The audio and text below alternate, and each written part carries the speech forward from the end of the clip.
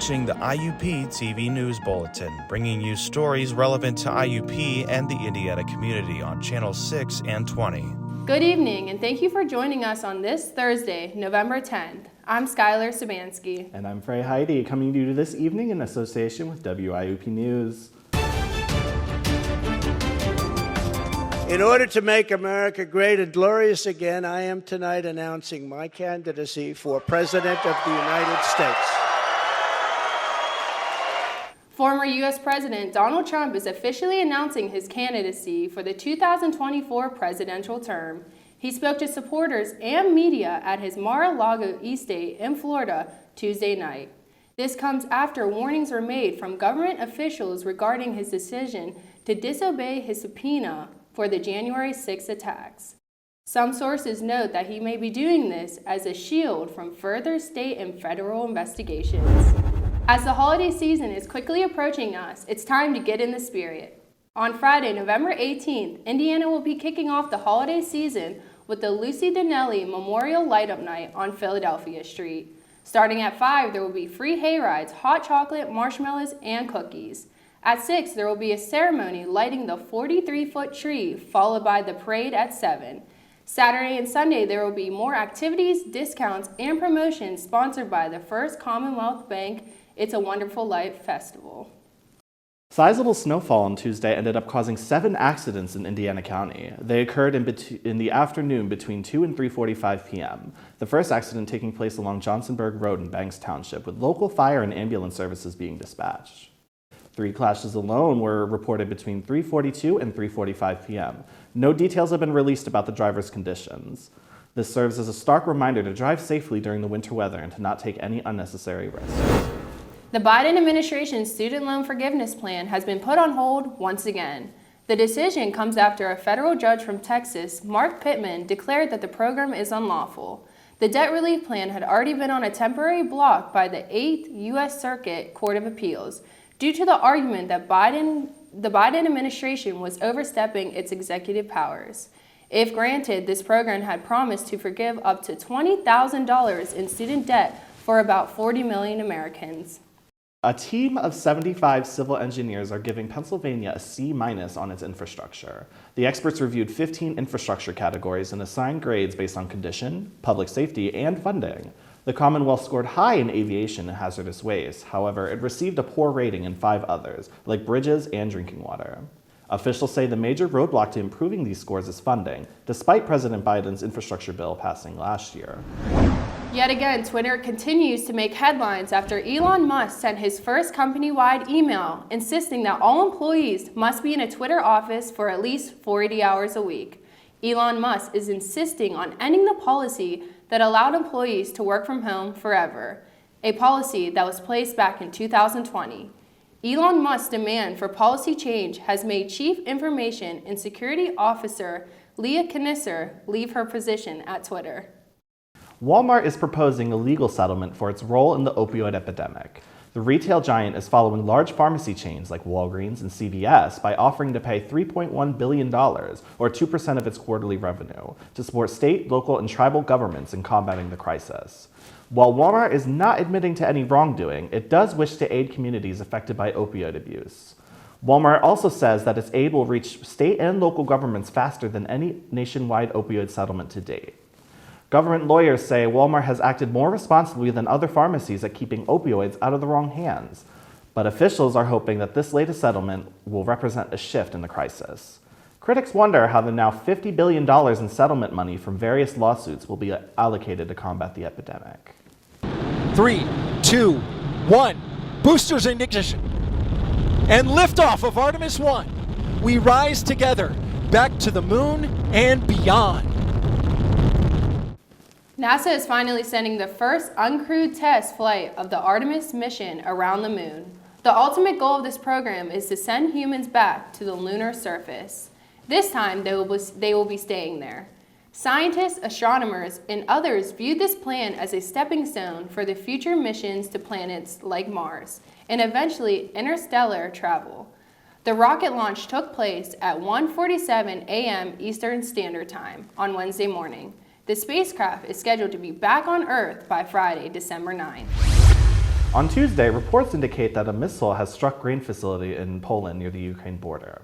2 people were killed in the attack. Officials cannot confirm whether it was an intentional attack by the Russians, and many worry that the strike could invoke NATO's 5th article, which urges a collective defense of a member state should they be attacked.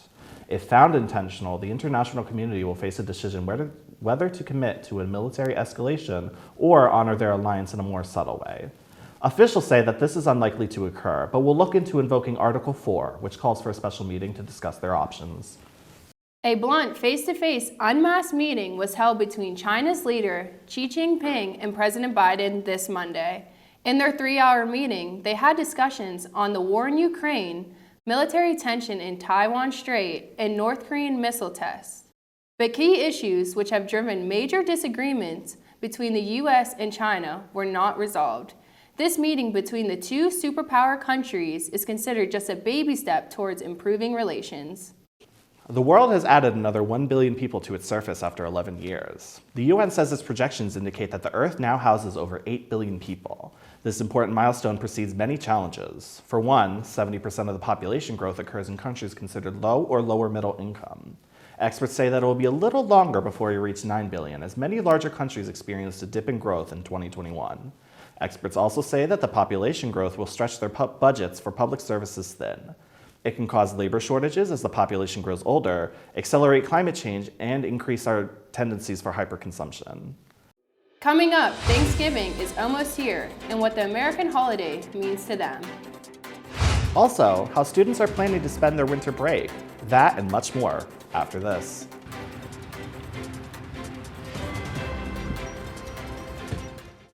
Your future beckons, calling from a place where there's plenty of room to grow, where possibilities are abundant, where you'll be challenged every day to uncover the best version of you, where you can blossom. The place, IUP. Here, like the clusters of oaks in our renowned oak grove, we're united in helping you reach new heights. Ready to heed the call? Get in the grove at IUP. So, Frey, how are you feeling about the change of our Thanksgiving break? Well, Skylar, personally for me, I wasn't a huge fan of it at first, but it came at a particularly right time for me. I had a lot going on in my life. And it was a big discussion on campus too. Our student government actually had multiple discussions about it, and a lot of students didn't know if they liked it or not, but luckily for the future, our Thanksgiving should be the full week on top of the fall break that we have. It's just this semester was a scheduling conflict. These changes are looked into further by our reporter, Joseph Bloss. Here's his story. Thanksgiving is right around the corner, with many students preparing their kitchens and their cars for Thanksgiving. But this year, students will have to work with changes to their Thanksgiving break. With IUP shortening its week-long Thanksgiving break by 2 days, instead choosing to split the break into 2 parts by having a fall break in October and a Thanksgiving break in November. These changes were due to student burnout, according to professors. Student engagement seems to drop between mid-October and the end of November. I spoke to Colton Platt to find out how these changes are affecting students and their plans. So this year is definitely different than last year, but I enjoy the little fall break that we got this year, and it was nice just to get a break from classes. At the same time, I know that shortened Thanksgiving break, but I know for me, like with my classes, my teachers are going to try to do classes online. I think having that additional break allows students to focus, get their focus back so that they can finish the semester strong. It seems that despite the reshuffling of IUP's calendar, many students will make the most of Thanksgiving break and get some much needed rest by spending time with family and continuing Thanksgiving traditions. Have a safe Thanksgiving break. Until next time, this has been Joseph Bloss, IUP News. Winter break takes place shortly after the upcoming Thanksgiving recess. There are many things to look forward to at this time of the year, like holidays, spending time with family, foods, and more. Eric Beswick shows us why some say it's the perfect time to reset their minds and switch gears.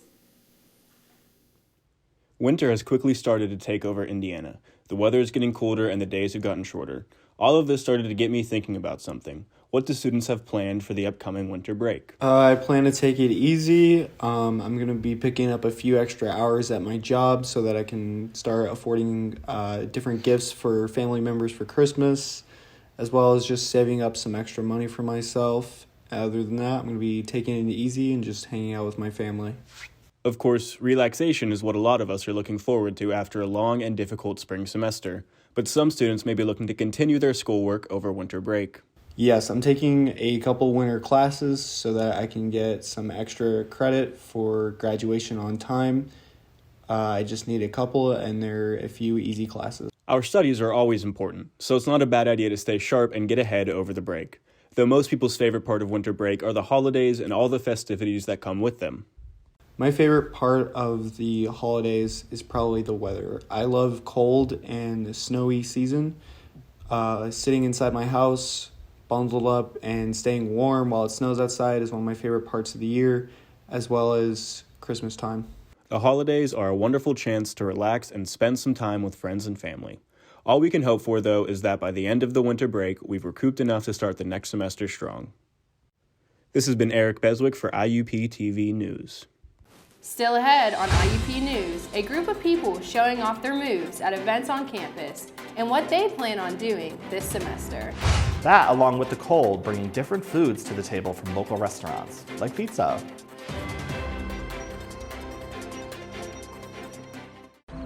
Let me tell you something. Whatever it took you to get here will take you anywhere you want to go. You may not have it figured out right now, and that's okay. There are people here who do, and they believe in you. But you gotta put in the work. And if you go all in, if you commit to something bigger, IUP will take you further than you ever imagined. Because it's not about who you are when you arrive. It's about who you become. IUP. Grow here.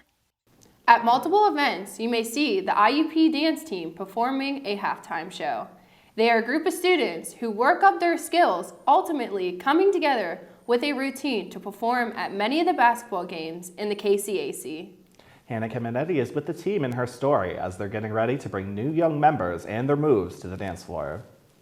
As the leaves are falling and temperatures are dropping, the IUP dance team is getting ready to have a great basketball season, show some school spirit, and of course, support their team.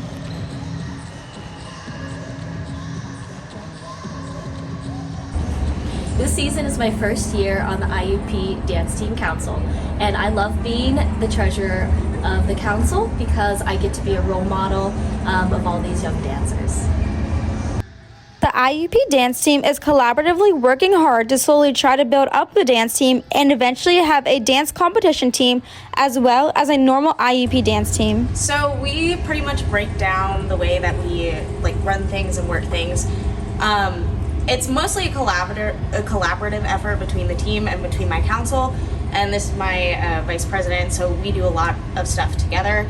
I, as the president, typically focus on contacts and different people, so I'll contact with the KCAC about basketball routines, I schedule the stuff here. We work a lot on choreography. I get final say in positions, that kind of stuff, so I get that presidential card, but other than that, it's mostly a team effort. Yes, we work together to make sure that we know the choreography. We work together on making it up. We also pick who's going to teach what section for the day. The girls prepared an amazing dance and did a great performance for their first basketball game of the year. The girls are excited to be starting the season and see where it goes. They're expecting to perform at least 5 more times throughout the season during halftime. They said this year is extra exciting because they have a larger team this year, which leaves more room for fun dances and activities.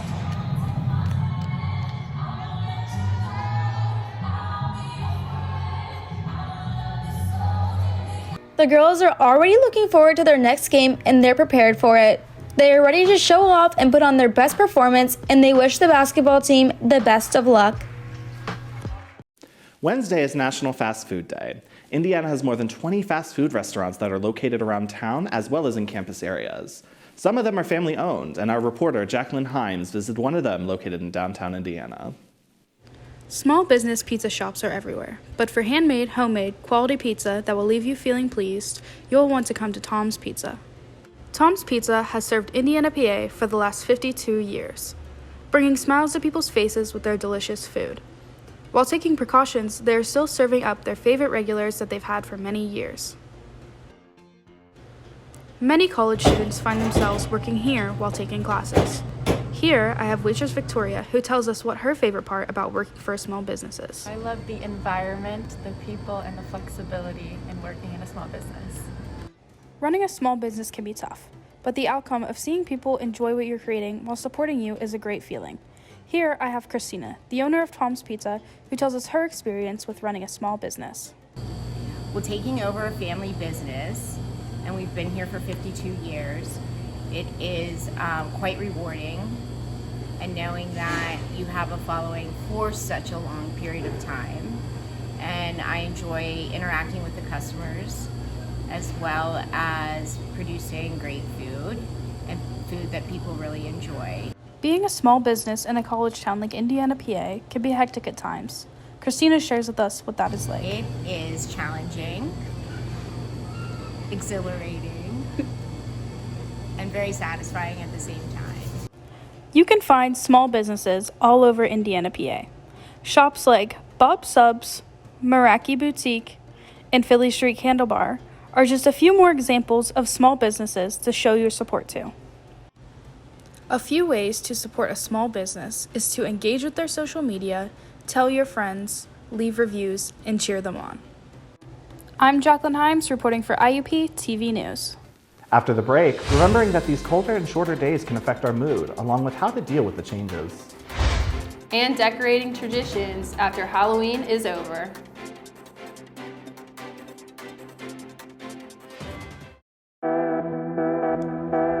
Let's talk about mental health.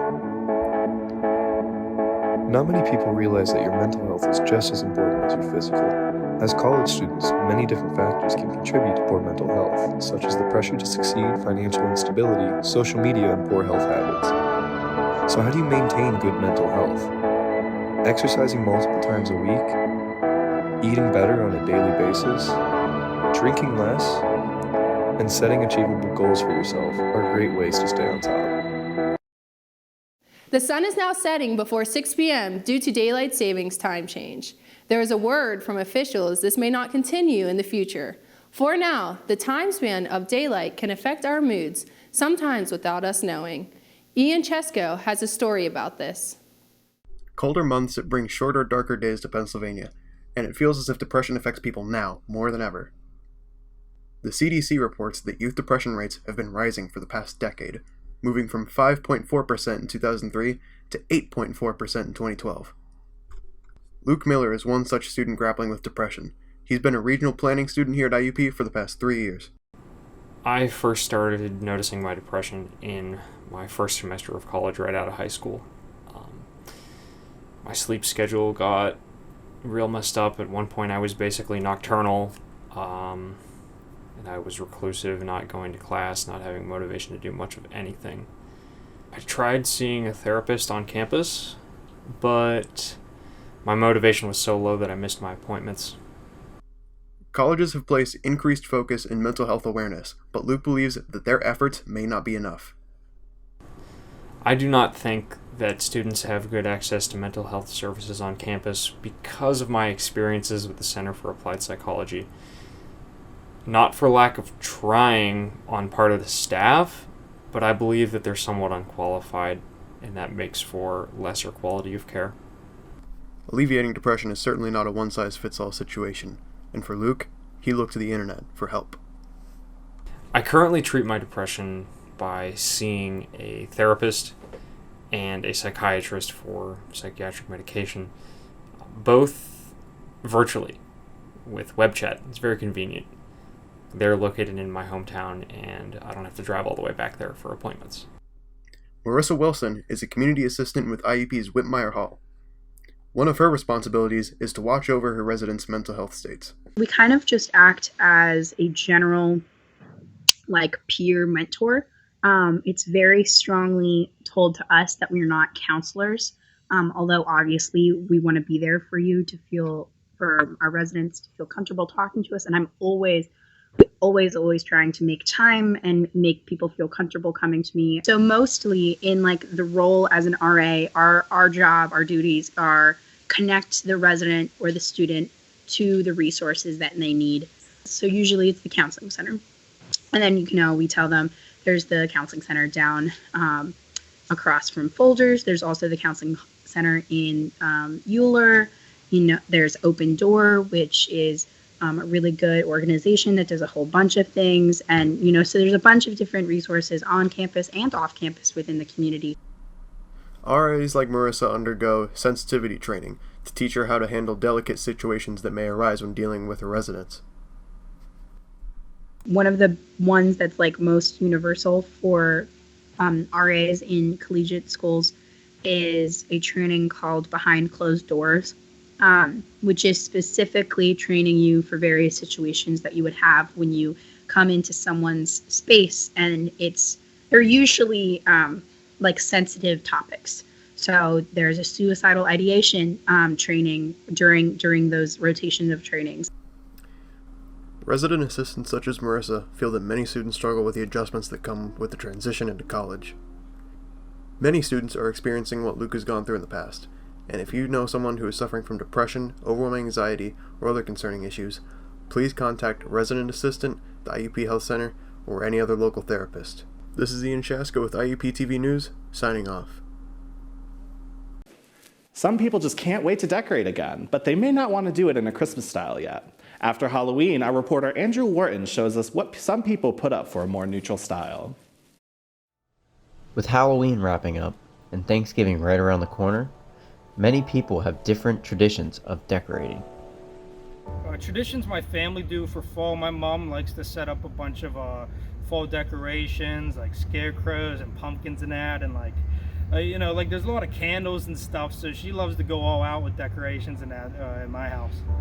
After Halloween, some people like to set up for Thanksgiving, while others might jump straight to Christmas and get all of their Christmas decorations set up. So we have Halloween decorations, of course, and then Halloween happens. When that happens, a lot of people will go to Thanksgiving. We do to a degree.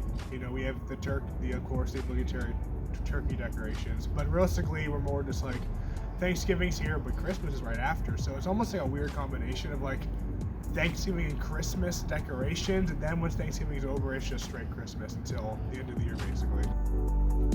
Some people get excited for Christmas to come and set up as soon as the weather gets colder. I love the weather, Usually at the end of summer, you're over the heat, so you want to get into cool weather. Just the whole ambiance of fall, the trees losing their leaves, snow might be coming, which is exciting. I just like the weather. Setting up decorations for holidays is one of many activities to do during the season change. Although it is only one thing to do during the holidays, some see it as the most important. I'm Andrew Wharton from IUP TV News. We all have a story.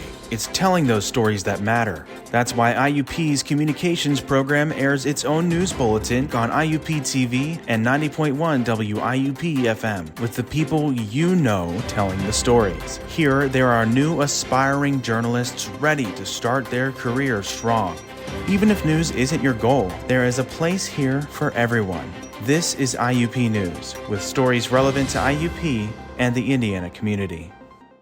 Hello everyone, I'm Stoker Wyzorek with this week's IUP Sports News, and here are your daily sports teams. First up is men and women's swimming as they participate in the Magnus Cup in Cleveland, Ohio from today to Saturday afternoon. Next up is women's volleyball as they go up against the Wheeling at the NCAA Atlantic Regional Championships in Erie, PA this Friday at 12 p.m. Then it's cross country as they will also be participating in the NCAA Atlantic Region Championships this Friday at Mansfield, PA. Finally, it's men's basketball as they will be up at North Canton, Ohio next against the Walsh Cavaliers at 2 p.m. That will be it for sports news. Again, my name is Stoker Wyzorek, and I will be seeing you guys next time.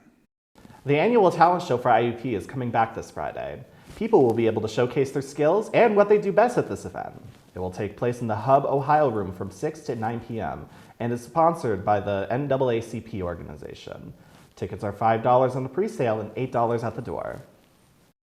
IUP News on TV will not be running next week. This is because of Thanksgiving break that lasts from Wednesday the 23rd until Sunday the 27th. Shows will continue to be aired the following week on December 1st. Our question of the week, what do you do for Thanksgiving? Comment your answer on our Instagram at IUP_news. That will do it for IUP News this week. On the next show, we'll have stories about topics like going home for the holidays and the IUP blood drive. I'm Frey Heidi. And I'm Stoker Wyzorek. On behalf of the IUP News team, we want to thank you for choosing us as your local news source.